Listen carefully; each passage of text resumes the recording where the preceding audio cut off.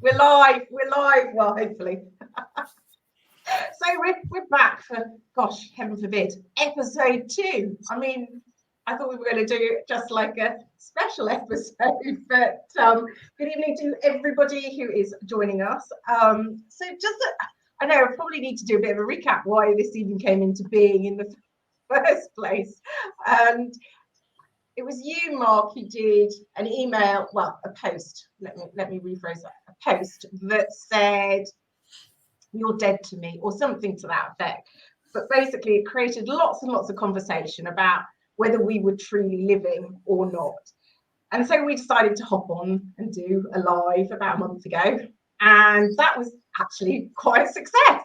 And so back by popular demand, we're taking that conversation to another level, or to the next stage, I guess, and talking today all about how we can go from complacency to courage. So hi guys.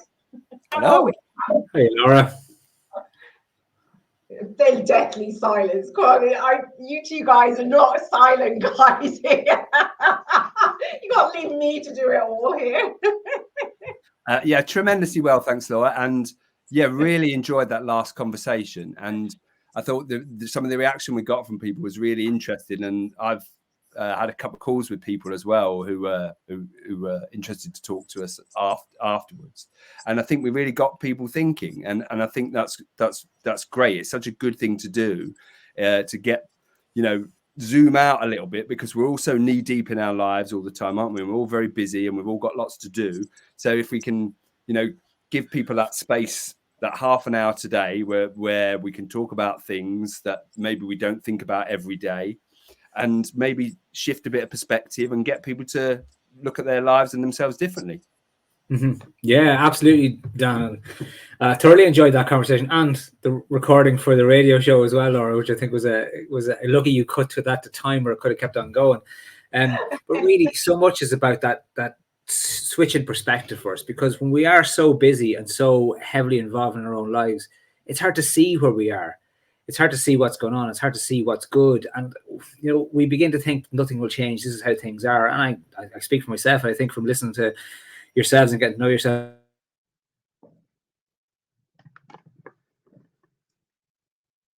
Oh, dear. Oh, he's back. Oh, sorry. You froze there, Mark. We lost you for a Oh, second. wow. Okay. Well, sorry. So I was just saying that we've all been through this, from being too busy, too hectic in the wrong space, to actually taking that step back and trying to find the joy in our life and how we got there. No, absolutely. And I think, we were discussing the other day about, the fact that we've got into this. I mean, I use the word complacency in sort of highlighting this episode, as it were. But it's that whole stuck in a rut, going through the routine. And we were talking yesterday about, how do we get to that place? And why is it that, we seem comfortable in complacency? And I think, Mark, you made a really good point yesterday about, I don't know whether you've frozen again, Mark, I think.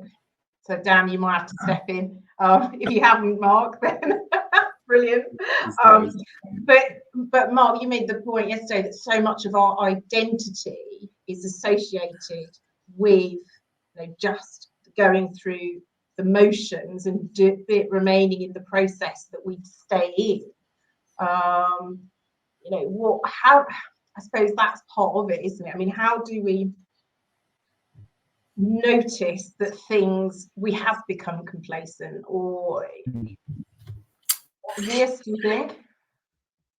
It's a very hard thing to notice, but when we see ourselves as being the kind of person who does, I am the kind of person who does this, or I am not the kind of person who takes a break. I'm not the kind of person who takes it easy. I'm not the kind of person who takes a holiday. In all of that language, there is an identity. And I think I said to yourselves yesterday that I had got an email from someone who said, the email was titled, "The World Hasn't Ended," because I tasked her with taking a break, not working overtime on Tuesday night, And all I wanted from her was an email on Wednesday morning to tell me if the world has ended or not. And the title just said the world hasn't ended. And for her, that was a little shift in identity. So to start changing our identity, we need to start changing what we do. We need to start changing our patterns. We need to start changing our habits for how we do it, because our habits are our identity. What we do is who we become. And if we continue to do the same thing, that's the only thing we can become. So that little bit of change is how we begin to shift that slightly. Yeah, and I think it's really interesting, because I know, I suppose for me, I think there are signs that we've become complacent and I call it disconnected from ourselves, from our identity. And it's actually things that we will put down to anxiety. We'll say we're stressed, or that we've suddenly noticed we're drinking more, or we're eating more, or we've actually stopped eating. But all of these, for me, are little signs that actually we have become disconnected or complacent with where we are, but we just put them down to other things. But ultimately it is almost a disconnect, if anything else. Yeah, we normalize that way of feeling, Laura, don't we? I suffered with chronic anxiety for years, which was a clear message to me that what I was doing didn't marry up with who I wanted to be. And we normalize stress and anxiety. We normalize using short-term gratification in order to make us feel better, things like drinking and eating to excess. In fact, we celebrate it in our culture quite often. And I think, how you feel is absolutely a clear sign of whether you're doing what aligns with your authentic self, which sounds a bit like rubbish coach speak, but that's a really clear sign that something's going on, but we're trained to ignore it and to push through it. Yeah. No, I totally agree with you. I mean, those my story will know that I, suffered from a very, very severe eating disorder of all various different varieties, from anorexia to bulimia over the years, and that was absolutely down to a disconnect with, or the way I solved the problem I was experiencing was because of a disconnect between where I wanted to be versus, identity-wise, the self, versus other things, other pressures and everything else. And it wasn't so much a complacency as opposed to trying to fit into society's rules about what, success looked like, what my identity should be, as opposed to what I wanted my identity to be. And so I struggled to fit in that mold. And, how I got into that place and what triggered it was an entirely different situation. But what kept me in that place was a level of complacency, because I was striving to be in a world that, I felt disconnected from. And so I'd become complacent that I had a choice in any of all of this. And it took a long time to come out the other side with that, I think. Not until probably my early 30s. Look, there's two things there I find really interesting, guys. First of all is one of our greatest abilities is our adaptability. And to Darwin's survival of the fittest, he wasn't talking about the biggest and the strongest. That meant the person who's most fit to adapt to the situation at hand. And we as humans, we're incredibly adaptable. Look at the environments on this planet we've adapted to live in. And we as individuals, we adapt to situations that aren't good for us. Like you were saying there, Dan, about like chronic anxiety. I adapted to a working environment where you're working 12 or 14 hours a day all the time, because because we're so resilient in our ability to adapt. And when you say about where you were and how sometimes you don't see the change, you see what's possible, it's like, we're illusioned. And, if somebody says they're a bit disillusioned, that's actually a good thing. It's actually a good thing to be disillusioned, because the opposite is to be illusioned. And if you're illusioned, that means that you don't know what's going on. If you're disillusioned, it means something's not right. And when you have that feeling that something's not right, well, then something needs to change. And that can be the point, the catalyst to actually start making that change. Yeah, it's a really interesting one, Mark, because I think that's it. Is that I've not looked at it in that way before, and hearing you say it like that kind of puts a really fresh perspective on it. That whole thing of if you're disillusioned, then actually that tells you that there's something that you've yet to uncover, and you need to go out and seek it. But yet so often we don't go out to seek it, though.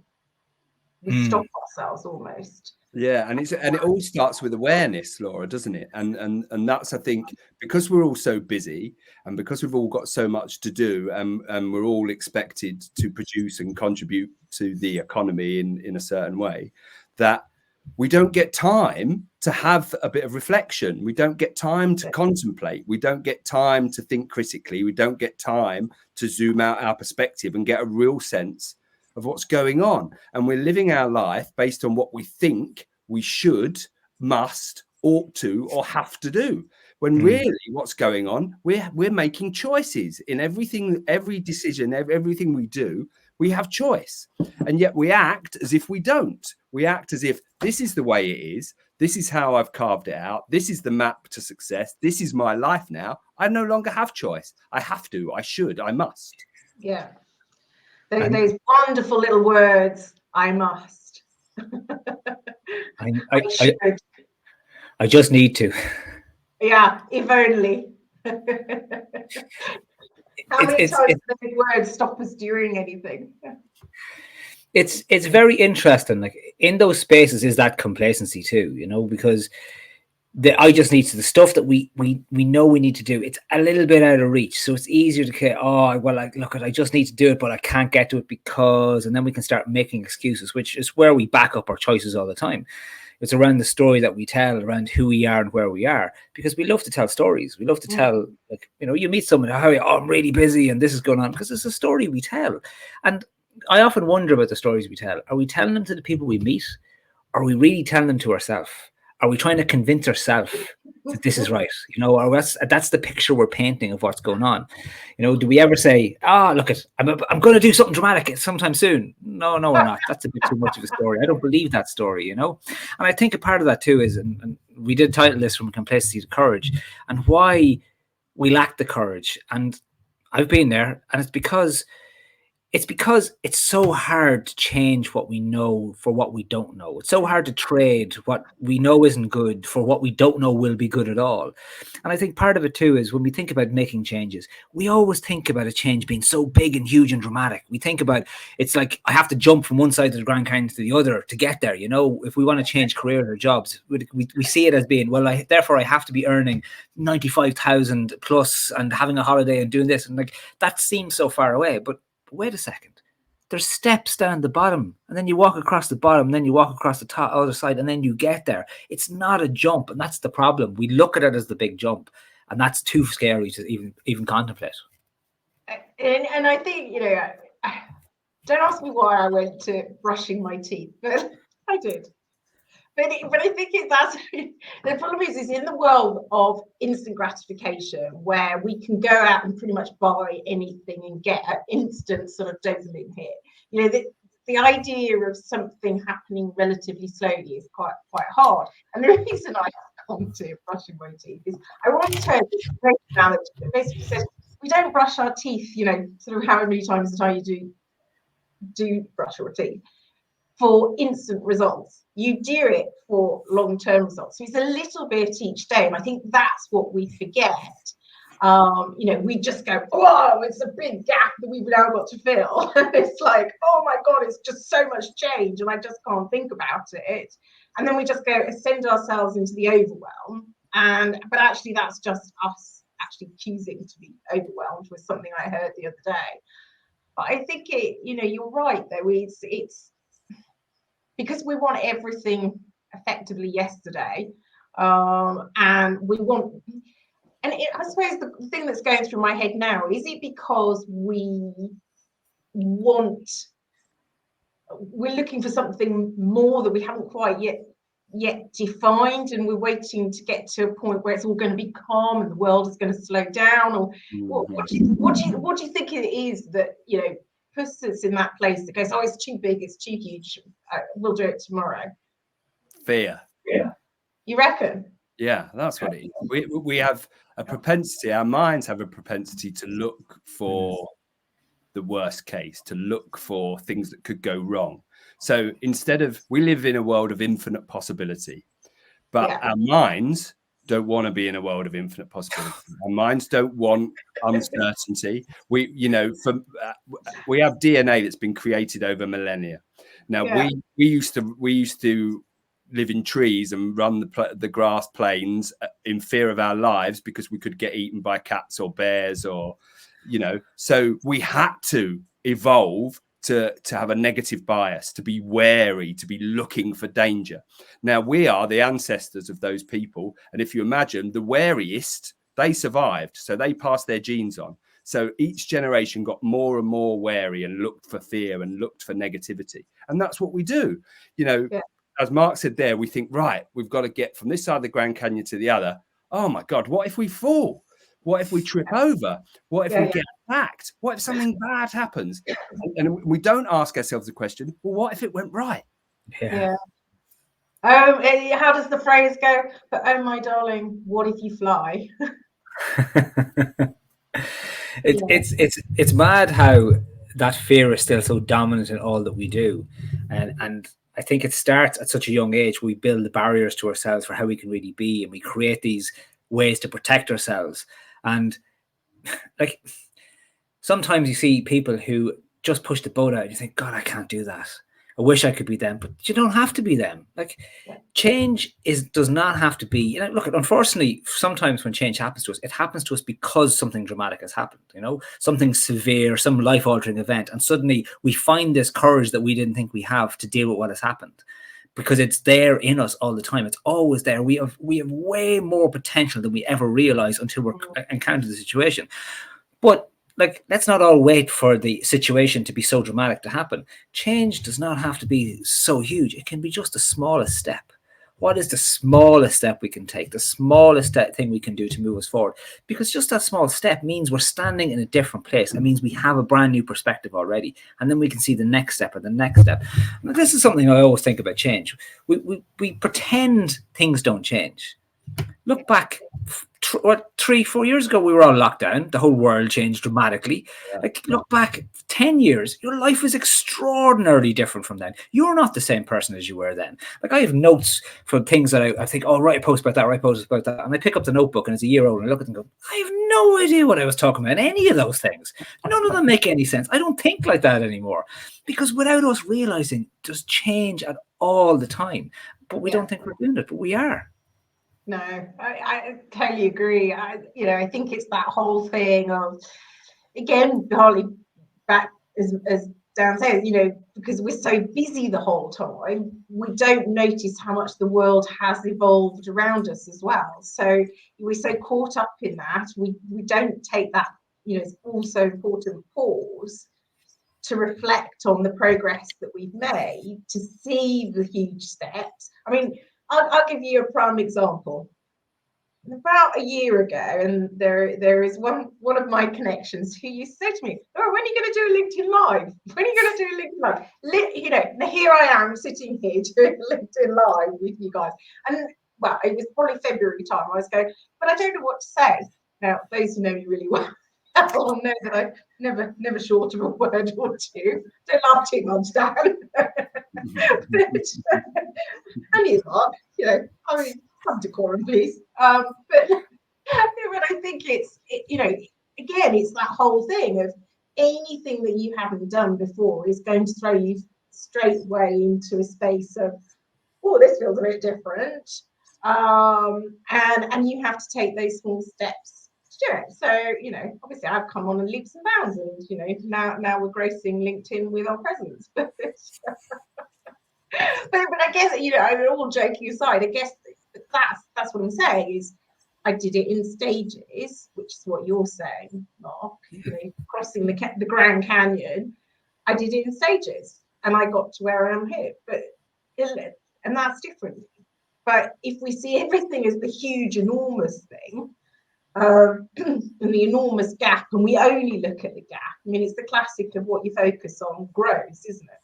So if you're only going to focus on the gap, then guess what? The void is going to get bigger, and the gap is going to feel bigger, and it's very quickly you're going to get swallowed into it.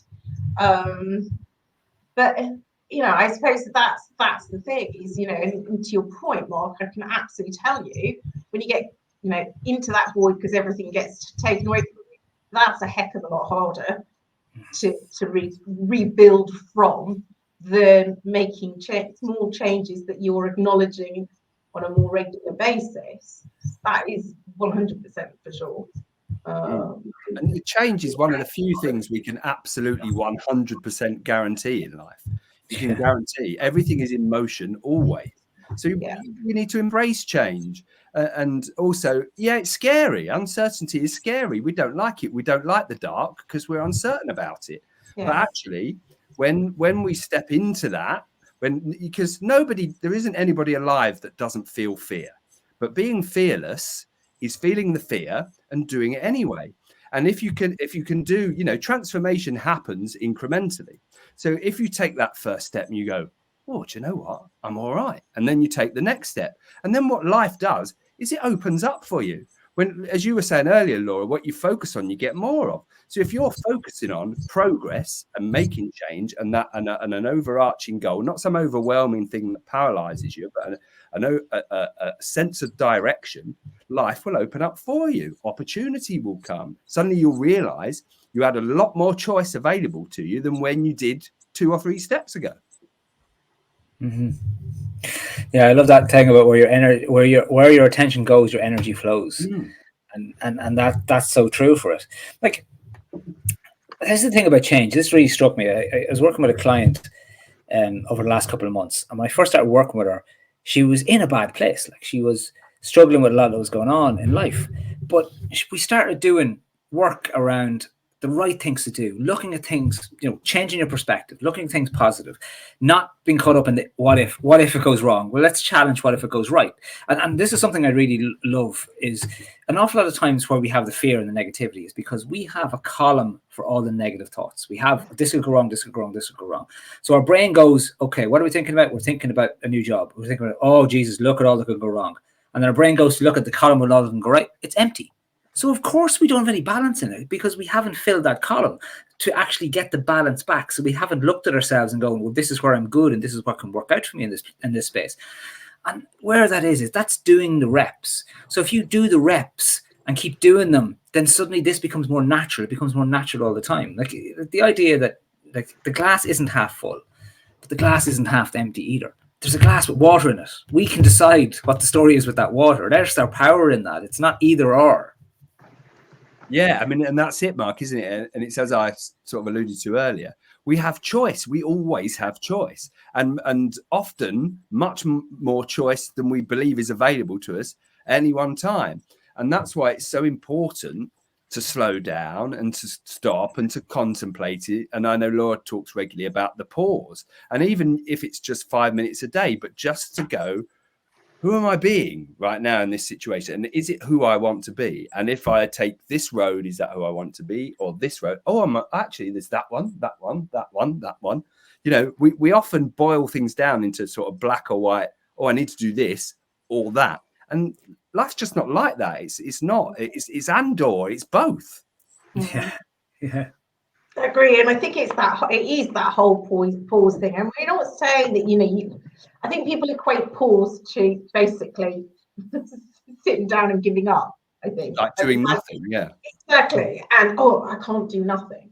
But actually, a pause could be quite constructive. It could just be I have a dear friend who says behind the lens of her camera is her perfect meditation, because in that moment she's completely and utterly focused on what is she's taking a picture of. But again, for some that is meditation because the rest of the world has slowed down around them. But actually that takes a wholly different frame in order to find that courage within oneself again. And I think Carl wrote a really lovely phrase, which I'm just going to say, which courage is our fear to do something, and I like that phrase, and that is that is what it is, really, isn't it? I think that thing is how courage is really something that goes into hiding when we learn that it's not safe for us to show up as ourselves. And kids are are far more courageous. We almost need to step back into, you know, almost like some of our childlike habits and forget all the years of, you know, the knowing of all the catastrophes that could happen, and, you know, the fact that our brains have been seeing so much news, and yet when we think about kids, you know, they haven't got all of that information. They're just there living, being courageous. What would we if our head was full of fear at a young age? We'd go, oh, because we might fall over, we could hurt ourselves. I quite like this crawling business. This crawling business suits me fine. But kids aren't like that, are they? They get up, they fall over, they get up, they fall over, they get up, and they try again, because there isn't any can't for them. There is just a world of choice and a world of opportunity. And we fill our heads with all this rubbish as we grow older, and all these limits, you know, as Mark was saying earlier, I'm not the type of person. How do you know until you try whether you are that type of person or you're not? You know, unless you get out of your comfort zone, you know, we're talking complacency, unless you do something differently, how are you ever going to know what you're capable of, what your potential is? It's very interesting for the rules that we live by, and we live by certain rules in society, you know, that certain decorum, like you couldn't turn up with this called topless per se. We live by, you know, ways we have to be. You have to drive on a certain side road. You're supposed to, and you generally do drive at a certain speed limit. And we obey these kind of rules. And one of the things we forget is the amount of rules we have imposed on ourselves. And to give you an example of it, like I'm someone who likes to be on time. And I think that came from my dad. He always liked to be on time. And I know this can run through families. But then if somebody's late, I'm like, you're late. That's not good. That's not good. But wait a second. They're offending me because they're breaking a rule I have set. Okay? They don't know my rule. I haven't given them a list of the rules that have to be adhered to. It's like people who respect who want to be respected, and somebody meets them and doesn't respect them. It really offends them because it offends this rule that they've set. And it's the same as this. We'll have these rules set for, this is what I can do with my life. My rule is I am not someone who would take that job. I am not someone who would do public speaking. That's a rule that I've set for myself. Yeah. What if we didn't have those rules? What if we hadn't written those rules into law for ourselves? What if we just said, you know what, fuck the rules. There are no rules here. I'm making them myself. I'm going to make them back up again. But it's just, and it's difficult because we build boxes for ourselves to stay safe inside those boxes because it's easier, because at least we know it.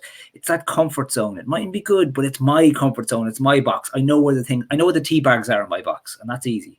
And rules are useful, Mark, aren't they? Rules are really useful. That, you know, like you said, they mean we can all go out in killing machines and drive around and mostly not do each other harm because we have a agreed set of rules, and they're great, and we pass them down from generation to generation. But along the way, sometimes we just have to stop and go, now, is this rule BS? Does it still work? Does it still work for me? Does it still work for everybody else? Are we just doing it because we always have? Yeah. Absolutely. And we never challenge it. Carl's just said those rules are limiting beliefs. Yeah, absolutely. They definitely are limits. Exactly that. That's exactly what they are. They're limits.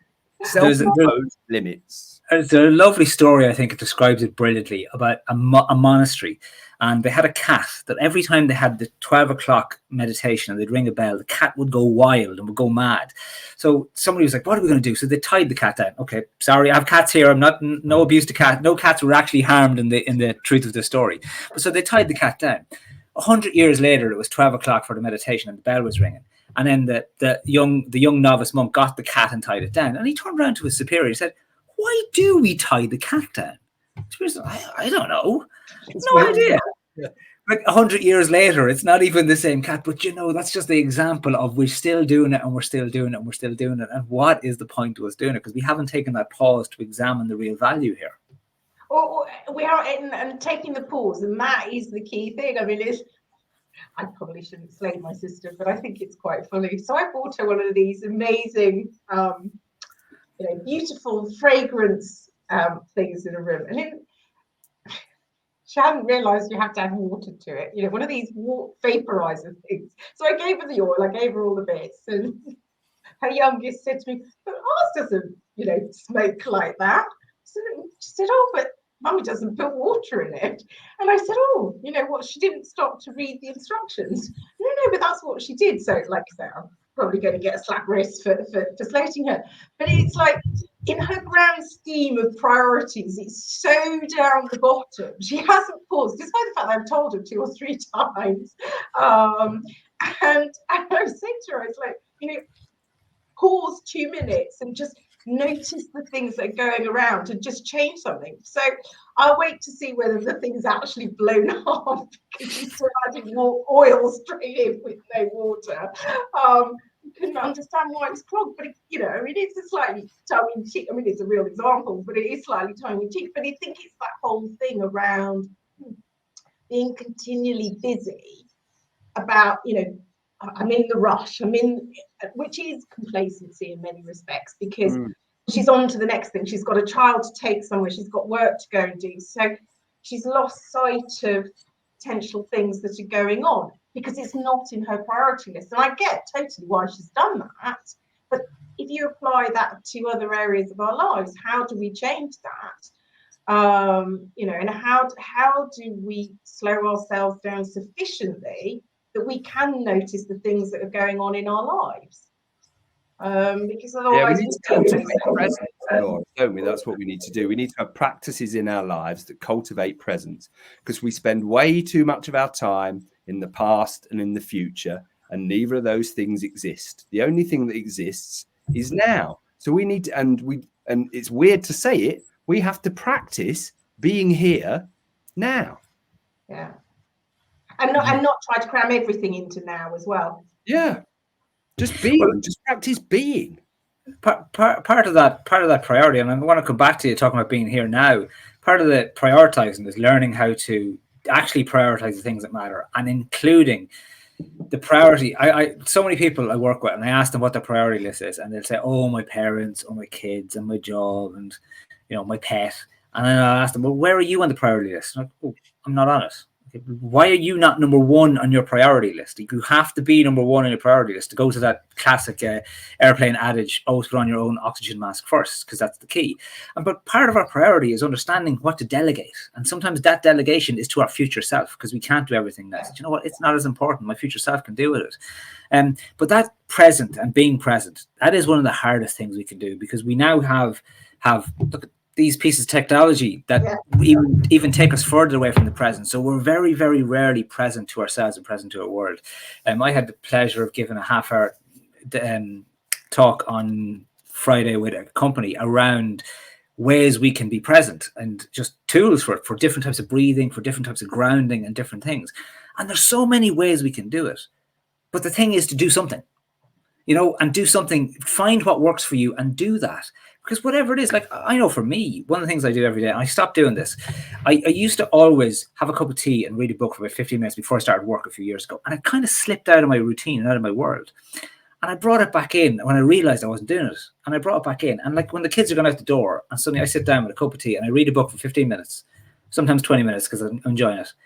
And it is 20 minutes of just peace and presence. And by the time I come back and start work properly again, I'm clear, I'm fresh. It's not suddenly manic to manic to manic to manic to manic, you know, and you're never processing right when you're in that space.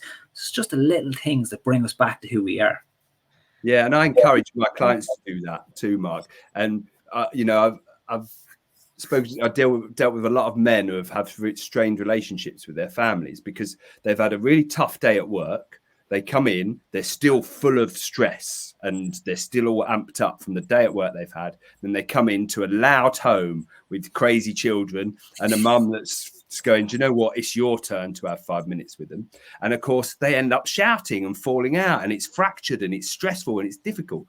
Just take 5 minutes, walk around the block before you come into your house, or just stop and go and feed the ducks for 5 minutes. Just let all that adrenaline and everything come out of your system, so you can just get back into yourself. And then when you come home, then you're happy. Of course, you go now. You're going to have your 5 minutes. I'll deal with the kids, and it doesn't matter that they're shouting and screaming and jumping on you, because you'll be enjoying that. Because you're not in that stress, that with your shoulders all tight and your jaw all clenched. Of course, they're going to pee you off if you go in that mode.